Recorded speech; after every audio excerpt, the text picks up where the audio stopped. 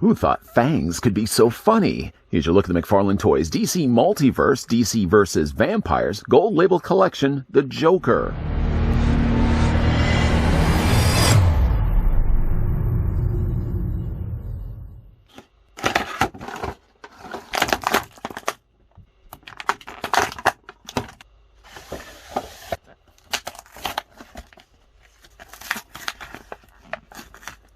The Joker first appeared in Gotham City around the same time that the Batman arrived on the scene, and since their very first confrontation, the Clown Prince of Crime has been the Dark Knight's most formidable nemesis.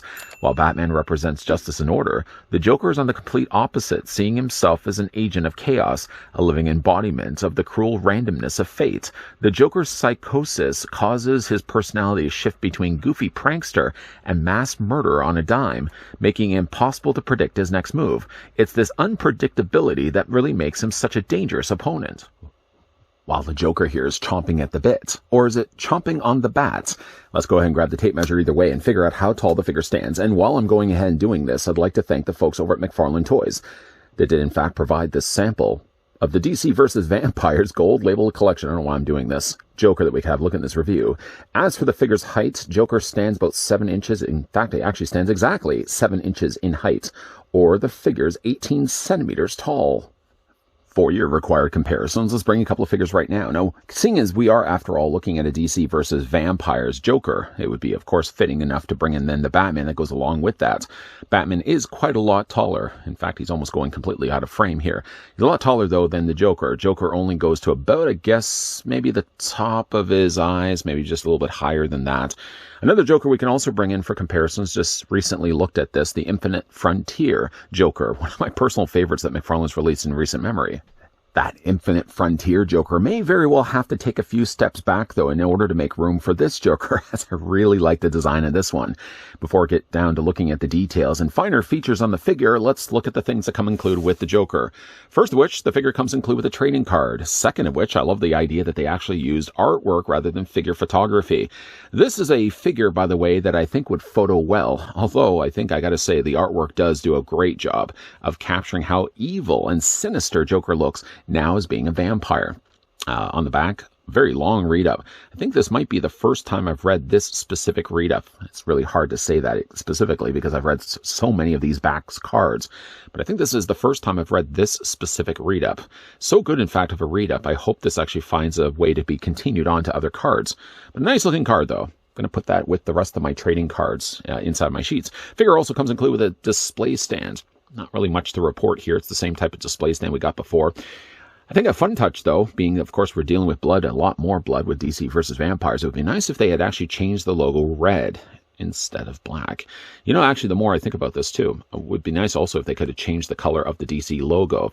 Black is good because it does blend in with the rest of the base, but just imagine how nice that would be in a very bright blue. Something that you could certainly consider. Still, though, you'll be presented with a single peg up the top corner there that's going to attach the underside of Joker's feet. Probably bring that back a little later on. The figure comes also included with one of my favorite things to ever come included with a DC Multiverse figure, and that's that the figure comes included with the long nose, some would even call this the Pinocchio nose mallet. This mallet first made an introduction not only in the comics, but also in the Superpowers Joker figure from the 80s. I have that Joker still sealed on card. I love the idea that they actually included this. It's a little more darker than what I'm used to seeing. Of course, you've got the very long nose there, and Joker's face now perfectly presented here on the side of the mallet. And then on the top, and of course on the bottom, we've also got the J's, indicating exactly who this mallet belongs to. Again, it's a little darker than what I would have expected, but I love the idea that they actually would have included this. I hope this does make a revisit later on for perhaps a classic-looking Joker. This does fit into his hands, although unfortunately it only fits to this hand here. The one I'm pointing at very long. This actually is the hand actually more for slashing or clawing. So when you are fitting this into his hand, again, you only have one choice to choose. This does fit in his hand, although it's a little harder to get there initially. The handle is pretty thick, and it's also very weighted as well. There's a lot of plastic going into play here when it comes to the mallet, so most definitely make use of the display stand because the figure's going to take a tumble forward, or what you can also do too is have the mallet behind the figure, and he seems to stand a lot better that way. Boy, that mallet looks fantastic, though. Let's go ahead and pick this up once again and remove the mallet, put that to the side. It's not going to go very far, mind you. And getting a closer look now at Vampire Joker. Things I really like about this Joker, first of all, is the sculpt. The sculpt is so good on this figure release. Body-wise, I think it's using, in fact, the same body. I probably should have even brought this one in as the three Jokers. I think it was the Mobster Joker, if memory serves me correctly. Somebody, I'm sure, let me know down below in the comments section. Same body. The legs is something that's always being reused for these figures. In fact, it would have been used for the Death of the Family Joker. And I think, in fact, if we just reach off and bring in the Infinite Frontier Joker, yeah, it is using, again, the same pant legs, which is fine. I don't expect them necessarily to reinvent the wheel when it comes to these moldings. But yeah, I do think the jacket has likely been used before from the three Jokers released Joker. But we get ourselves a brand new head sculpt. And the head sculpt not only is sculpted so well, but the paint is fantastic on this. You got darker colors around the eyes. The eyes themselves are very bloodshot. And even the areas around his mouth where normally you'd expect just a red smile. Oh, there's red there as well. But there's a whole lot more red of it from blood that's all over his face as well. The coloring of his skin is very off-colored, like he's been dead for a while. The colors work really well with this head sculpt, and I think one thing that also goes really well with this figure is the way they've sculpted the hair. A classic-looking design Joker hairstyle. I'm sure they probably, again, could get mileage out of this figure head sculpt. I wonder if they could, in fact, pull some of the paint back and maybe release this more as a classic Joker, because, again, I would love to see this head sculpt get reused again. The use of the lighter and the darker green work really well also with the hairs. I can certainly spin this around so you guys can see it. Mostly dark, and then they've painted like the strands of the lighter green over top of it. But the head sculpt on this, stellar.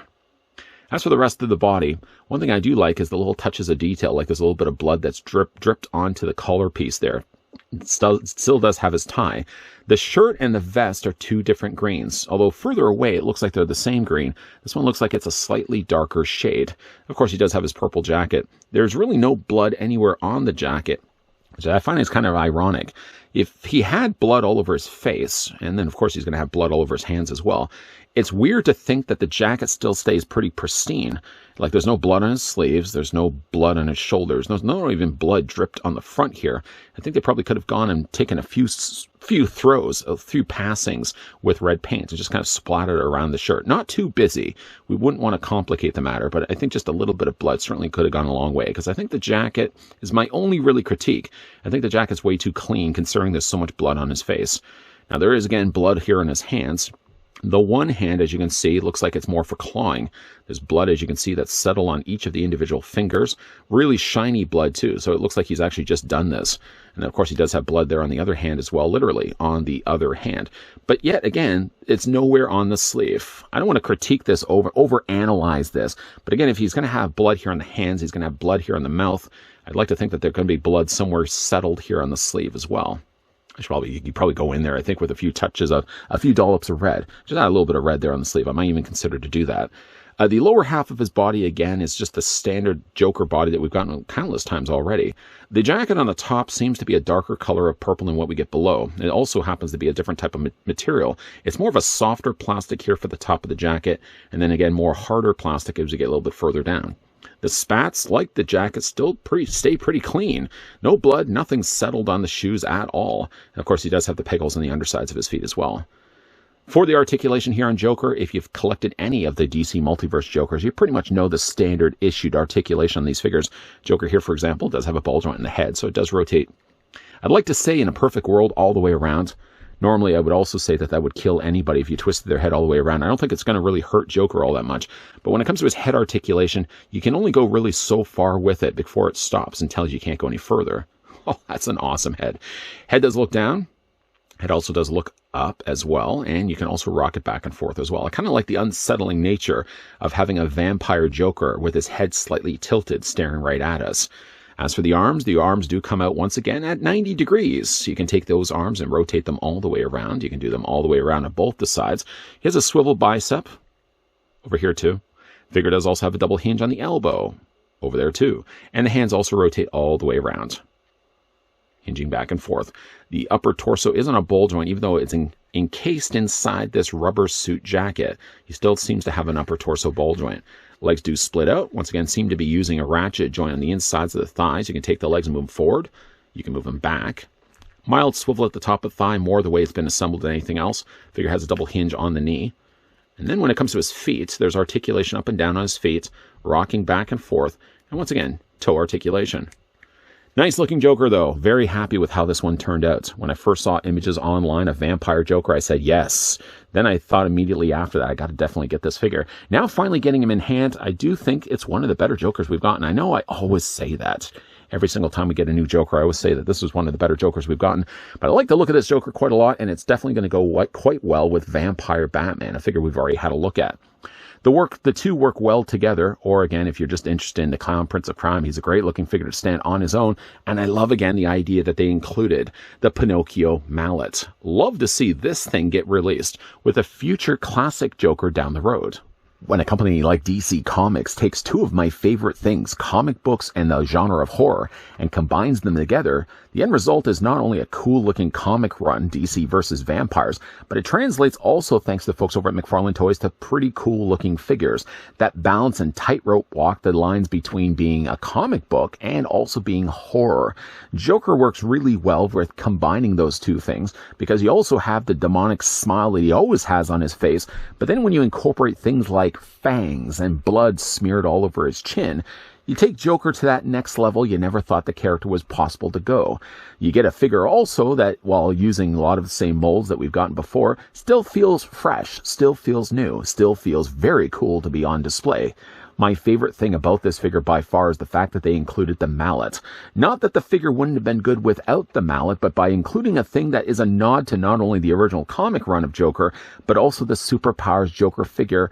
I love the idea that they would have taken the time to include that. And I hope again that they can find a way to reuse that mold once again and release a definitive classic Joker. Not one that's tied necessarily to the comics, not one that's tied necessarily to a mini run, but one that is just a classic, iconic Joker. And I hope if that's the case, they do bring back the Pinocchio mallet. I don't know if that's actually the name of it or not, but some fans have called it the Pinocchio mallet. What do you guys think of this figure? Let me know down below in the comment section. It's a pretty perfect Joker. Maybe, yes, they could have added a little bit more blood on the sleeves and the jacket. I find it, again, very hard, far-fetched to believe that Joker's got blood only on his face, just a little on his collar, and yet the rest of his suit still stays pretty pristine and clean. Other than that, though, what a fantastic-looking Joker. What do you guys think of the figure? Let me know down below in the comment section. And once again, a big thank you to the folks over at McFarlane Toys that did provide this sample of DC versus Vampires, the Joker, that we can have a look at this review. I know I'm a hard person to read. Just in case you did have a hard time to understand whether I like this figure a lot, I do like this figure quite a lot. I would recommend, if you get the chance to find this guy, track him down and add him to your collection. If you enjoyed this video, want to hit it with a like. If you're loving the content you guys are seeing and certainly on board to see more, then make sure, if you haven't already done so, that you can hit the subscribe button down below, and that you're also turning on the bell notification. And while we have wrapped up things right now for a demonic looking Joker, there's definitely going to be a lot more things coming your way. So make sure you're keeping your peepers peeled, vampire or otherwise, to this channel, because there's definitely going to be a lot more videos coming your way. As always, guys, thanks for watching. See you guys next time.